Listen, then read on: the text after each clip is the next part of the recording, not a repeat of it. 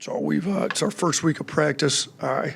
Obviously coming into the first week, you've got the 4 hours a week you've been allowed since the summer. We got the 8 weeks in the summer, and then we had 4 hours a week since the first day of school. So it's not entirely brand new like it used to be, but this is the first time we've been able to go, back-to-back days or multiple days in a week where you're going 2+ hours. So you're getting to see how some guys respond to longer practices. I do think having as many veteran guys as we've got, we've got to do a smart job of getting our teaching in without wearing them out and wearing them down. So we're talking about different days being more teaching, install, situational type basketball days. Right now this week we went Monday, Tuesday, gave Wednesday off while I was out recruiting, and then we're going to go Thursday, Friday, Saturday. Today was, we went hard, we went long. Tomorrow will be light day, and then Saturday we're going to bring some SEC officials in to kind of have a closed inter-squad scrimmage. We're going to have an open one here coming up soon. But, it's I like where we're at. It's nice to have 6 guys that have, in their 5th year of college basketball, 6 guys have scored 1,000 points in their career. It's helpful to have leadership, experience. It's been great. And, I think it's going to help us in the long run. Then we got some young talent that's playing great. And before we even get to it, so we've got a couple injuries. Chris Youngblood had an ankle injury that Dr. Waldrop, who's arguably the best foot and ankle specialist in the country, operated on. We expect him to be 100% by conference play, and we'll have to see how the recovery goes. But he's one of the hardest working kids I've ever known, and he's in the middle of every drill, kind of as a assistant coach. So he's going to, mentally he's going to be there. He's going to know what we're doing. And then Darian Reed's got a hand injury. He's kind of more week to week. We expect him to be back before the Wake Forest exhibition game. And then Naz Cunningham's got a groin injury that he's more day-to-day. I mean, he may be back even by the end of the week. So those are the 3 guys that, as you were watching practice, were not participating, and they're all, on their own timetable, but we'll make sure they're back and healthy before we throw them back in. So questions? Yeah, Coach, with the big football game this weekend, what did those do for you guys from a recruiting standpoint, from a basketball side of things? Yeah, I mean, it obviously helps. I mean, most of the basketball players across the country are sports fans in general. They'd love to see the best football game, arguably, in the country for the season. I mean, it's not just the best football game in the country for this week. It might be the best football game throughout the entire season. We've got it at our place in Tuscaloosa. It's going to be a great weekend. So, we've obviously got some high-level recruits coming in that I can't speak about, but it certainly helps to have the best football program in the country, here at the same university you're at, and guys want to come see the football games. So we did have the issue, I thought, when we got here, and I addressed it with our staff then, and I've had to address it with new staff coming in that, some guys just want to come watch a football game. So I've kind of made the point, like, if they're not willing to come on a visit when we don't have a football game, we probably shouldn't bring them on a visit during a football game. So we don't want to just bring guys in here to see a football game. We want guys in here that are serious about our basketball program. I think we've gotten the basketball program to a level where we can have the top recruits in the country come not just to watch a football game, but to experience the basketball. And shoot, one of the recruits that we've talked to here recently may not end up coming this weekend. He's really wants to make sure he sees enough basketball, and with the schedule, we didn't know if he'd be able to see enough practices and basketball. So it's good that our basketball's to the point that that's still the number one thing, but it sure is great to have the best football program in the country and Bryant-Denny Stadium full on a weekend like we're about to have this weekend here. Hey, Coach, having Cliff at the 5 and being able to play him there, what does that kind of do for how you can use Grant Nelson and maybe slide him up to the 4 in ways that you weren't able to use him as much last year? Yeah, I mean, Grant's obviously at 6'11", got great positional size at the 4. Cliff and Aiden Sherrill both, to be honest with you. I think it enables Grant to, we did play Grant quite a bit at the 5. I mean, we had Nick Pringle, who was our starting 5 for large parts of the year. So Grant's a lot more comfortable at the 4 than the 5. But having Aiden and Cliff both are going to enable Grant to play more at the 4, and we've got to do a good job utilizing his strengths at the 4. You know, Aiden Sherrill can really shoot it and stretch it. So, you know, if teams decide to guard Grant with the 4, you know, we can put him in the post a little bit more and space Aiden Sherrill out, who's shooting it really well. Cliff's, you know, kind of picking up, screening, he can get our other screeners open. Grant's a great passer out of the post. But, you know, we've got some different options that we're looking at with playing Grant a majority of his minutes at the 4 this year. Obviously, just the nature of basketball now is a lot of turnover, but Mo Diabate is a guy that came back for his sophomore year. We saw him make a 3 just in our limited viewing period today. Just kind of what kind of growth have you seen from him, and why was it important to have him stick around in this program? Yeah, I mean, you know, we had discussions with him, and he really wanted to come back, and we want to have guys that want to be in the program. We want them here. You know, if we didn't have him, we don't win the Grand Canyon game. We don't make a Final Four on him. We don't even make it to the second weekend of the tournament. So for him to have his freshman year that he had, you know, and he was the NEPSAC player of the year. It's best prep school league in the country. So he had really good high school player. Took a little bit longer to kind of figure out our system. You know, like you mentioned, he hit the 3, which he didn't do a great job shooting it last year, but he still did a lot of things really well, including make tough plays, which, I mean, that's his strength. So he comes into that Grand Canyon game, immediately flips the momentum, gets some more boards, makes some tough plays. He's going to make tough plays. He's all over the glass. He's getting a lot better at kind of being a connector on offense, getting some of our great shooters open, and he's been in the gym working on a shot. So, you know, we had that game there at the end that you guys were able to watch. He knocked the 3 down and made some good plays, made a tough finish at the rim. So, you know, it's great to get the guys that are about the right culture back in your program, and then he's just got to keep working to get his skill level up where we need it to get to. Nate, we've seen the general manager role become more and more of a thing. College basketball, Woj going to St. Bonaventure, and football as well.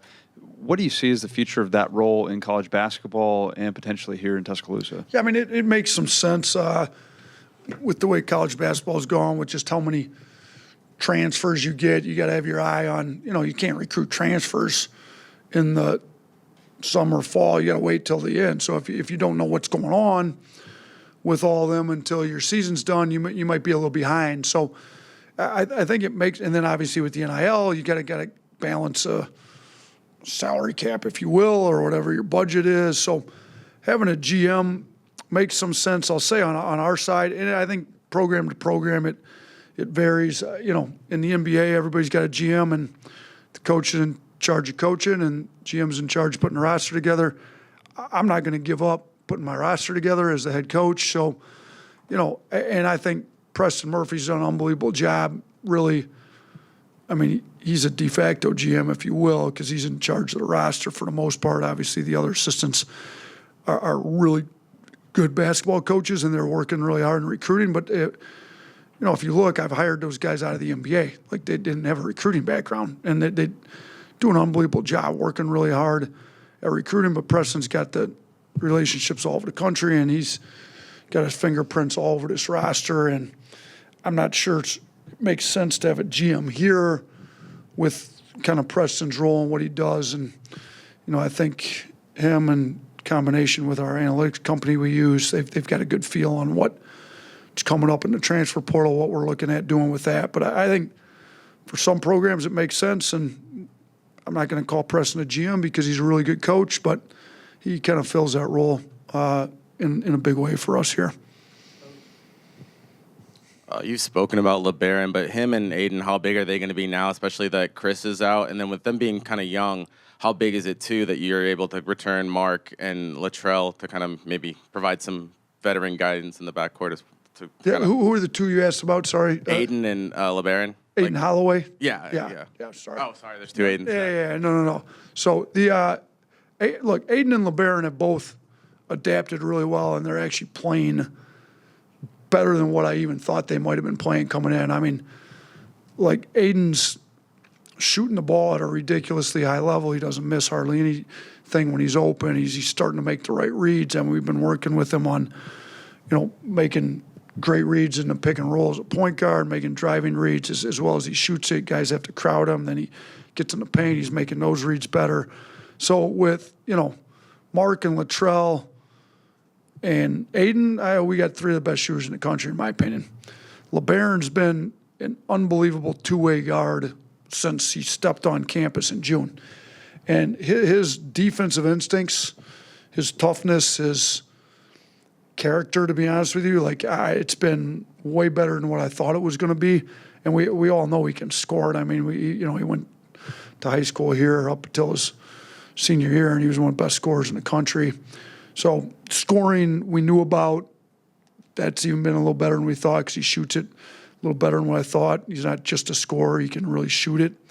But I think I've been most surprised by just his competitive fire, his defensive instincts, and his toughness. And, I mean, those guys are going to play minutes. We're going to be able to keep, Sears and Reitzel probably a little more fresh to close games, I would guess, and shoot Aiden and LeBaron maybe closing games too with how well they're playing. We're going to have to make some hard decisions on minutes. The good thing is we can play four guards. We've done that plenty of times here before. We can go a little bigger.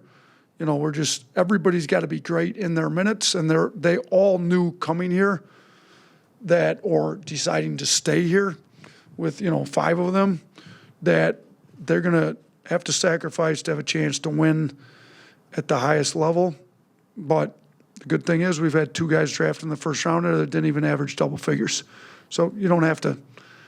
There's plenty of guys in college that averaged 20 plus and never got drafted and never played a game in the NBA. So a lot of these guys are looking to play at the next level, and it's more about how efficient you are in your minutes than it is how many shots you get up, how many points you score. That's not really what they're looking for, and I think our guys are smart enough to realize that.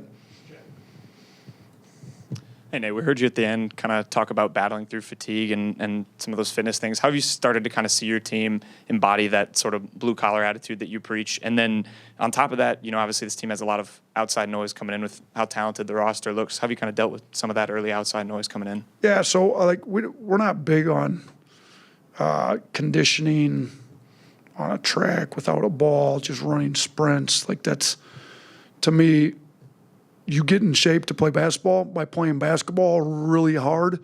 And when you get tired, you keep playing really hard and push through it. And then you just keep pushing through it. And then your basketball conditioning, not your track and field conditioning, your basketball conditioning gets really good. So, like I said, this is the first time we've been able to go multiple days during a week of 2+ hours. So we got to learn how to be mentally tough, push through fatigue. I think we've got a defensive mentality this year that I think was lacking last year, but it seems to wane when we get a little tired and run up and down, and we got to keep our mentality even when we get a little fatigued. So that was kind of my point with them at the end of practice. What was the second part of your question? Sorry. Just on the outside noise. Oh, the outside noise. Yeah, listen. Good thing is we got Coach Saban still on campus, and they had a lot of outside noise around that program for a long time, and he seems like he did an unbelievable job getting his guys to focus in without it. So, we may have him come speak to the team at some point. He came and talked to our guys last year right before the Final Four run. He's always open to discussing with me, but I think, he had the best term for it. I think he called it rat poison. I mean, the more you listen to it, the more you eat the poison, you're going to die. You want to listen to all the people tell us how great we are, and you start believing it. We're gonna kill our competitive fire, and we're gonna walk into games thinking we deserve to win instead of actually earning the right to win the game. And we need to practice like we're the underdog, like we got a chip on our shoulder with the confidence knowing we're the better team going in, and if we take care of business, play harder than the other team, move the ball, take care of the ball, that the outcome will take care of itself, and just worry about the process of being the hardest playing team on the floor every night out. I think if you do that and eliminate the outside noise, things will take care of themselves. If you start to believe everybody telling you how great you are and you don't put the work in, then you're going to take a step backwards and take a loss that we shouldn't take, and hopefully then wake them up. But hopefully we don't have too many of those this year. What's been the message to transfers and freshmen about the emphasis and culture of blue-collar hoops? Yeah, so, we chart the blue-collar points every day in practice. We celebrate it. We talk about it. We explain it when they come in. Like, we led the country in scoring last year, where I think we've been top 10 in the country in scoring about every year I've been here, usually top 5. We've, there can be a little bit of the Hollywood aspect to it, if you will, as fast as we play, as many threes as we take. We've broken multiple scoring records, multiple three-point records, both, here and in the SEC, nationally. And so teams, recruits can get enamored with offense. Look, we've had our best years when we've been ranked in the top 5 at defense. I mean, our second year here, we were 3rd in the country in defensive efficiency. We won the SEC regular season and tournament both, and made a Sweet 16. Our 4th year, we were 3rd in the country in defensive efficiency. We won the SEC regular season, tournament both. We're the number 1 overall seed, made a Sweet 16. Last year, we did break through and make our first Final Four, but the year in general, up until we decided to actually guard somebody in March, wasn't what we were looking for. Like, we have great seasons when we guard people. The blue-collar mentality is about doing all the little things. It's supposed to be, you put your hard hat on, you go to work every day. It's an everyday deal. That's what we're trying to get. We want practice to be as intense as it can possibly be every day. We want walkthroughs, whatever we do. You think about people that wear a hard hat or blue-collar workers, like they have to bring it every day. They don't get to take days off when they don't feel well. They come into work and they work hard. We're going to come into work and we're going to work hard. And it's not that we don't care about what's going on. We do care about our guys a lot off the court, but you got to be able to manage whatever off the court is to bring your best effort to work every day, like every blue-collar worker in America does. And that's what we're trying to get across these guys. And then we score the blue-collar points. It's just as you all know, we're very analytical around here. It's an analytical way to measure what kind of effort you're giving every day in practice. And we celebrate that and talk about it a lot. Yeah, Coach, I know it's early and you haven't seen that much, but just how would you assess kind of the rim protection capabilities of this team maybe compared to last year? Cliff's maybe the best rim protector in the country. We knew it, and we went and targeted him in our spring recruiting because we needed to make a big change in that regard. I mean, he's I think got a 7'6" wingspan. He's got great instincts. He can. I thought he was one of the best defensive bigs in the country over the last few years in college basketball. Rutgers' defense is always good.